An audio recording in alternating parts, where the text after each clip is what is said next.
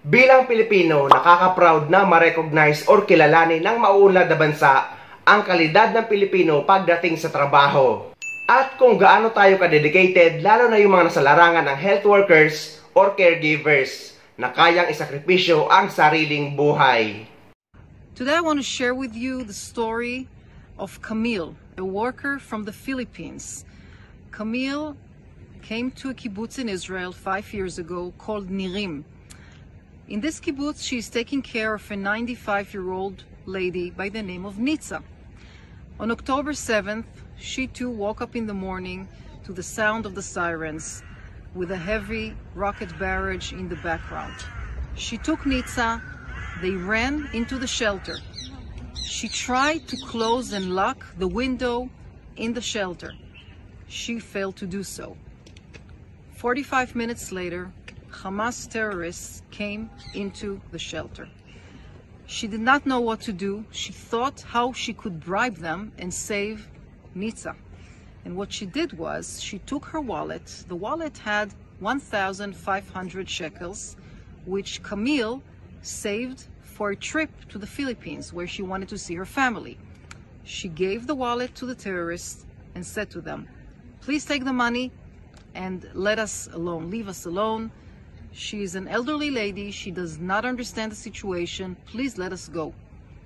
For some miraculous reasons, that's what the terrorists did. They left Nitza and Camille, they took the money, and they went out. 2.5 hours later, the security forces came and actually freed Camille and Nitza from the shelter and escorted them to safety.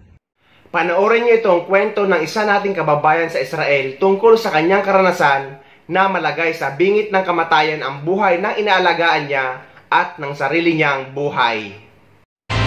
Kinilala ng mismong Israeli government ang kabayanihan ng isang Pinay caregiver. Hindi niya iniwan ang kanyang inaalagaan at isinakripisyo pa ang kanyang ipon ng atakihin sila ng grupong Hamas. Ang kanyang kwento tinutukan ni JP Soriano. My God! My God!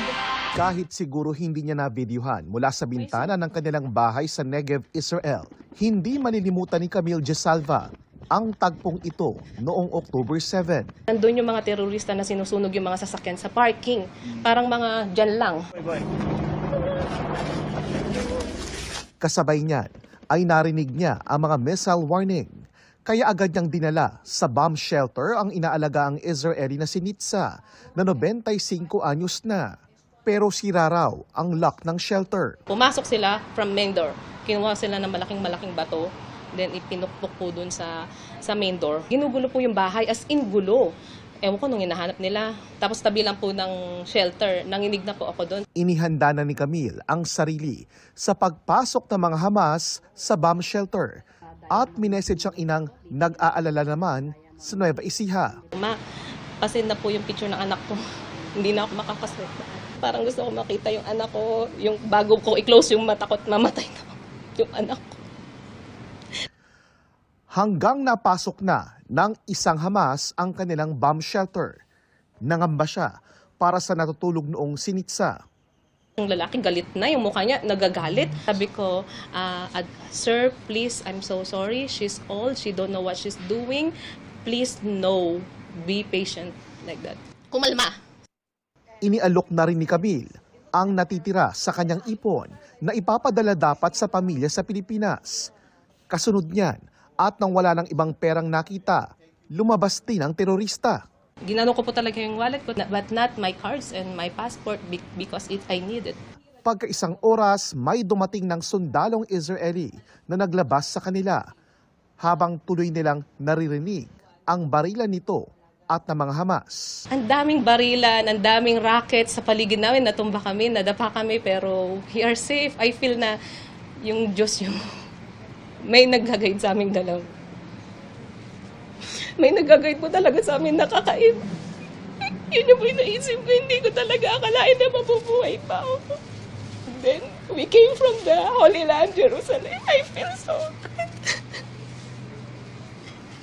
Sa isang home for seniors sa Jerusalem, inilipat sina Camille at Nitza ng Israeli government na nagpugay sa kabayanihan ni Camille.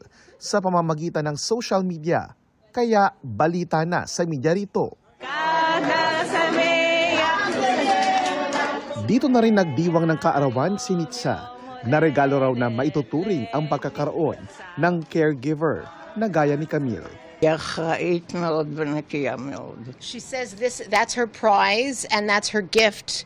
And she said, you're very good and you're wonderful. Ang kabayanihan ni Camille, kinilala ng Israeli Embassy. This is an amazing story of heroism. I think this is something that we really it's important for us to recognize and to really appreciate and to say thank you to her. Umulan din ng papuri para kay Camille sa social media, kabilang na ang American actor at producer na si James Woods. Nung pinapanood ko nga ang kanyang interview, ay medyo maluha-luha din ako dahil ramdam mo talaga sa kanya kung gaano siya nagpapasalamat na mabigyan ng pangalawang buhay.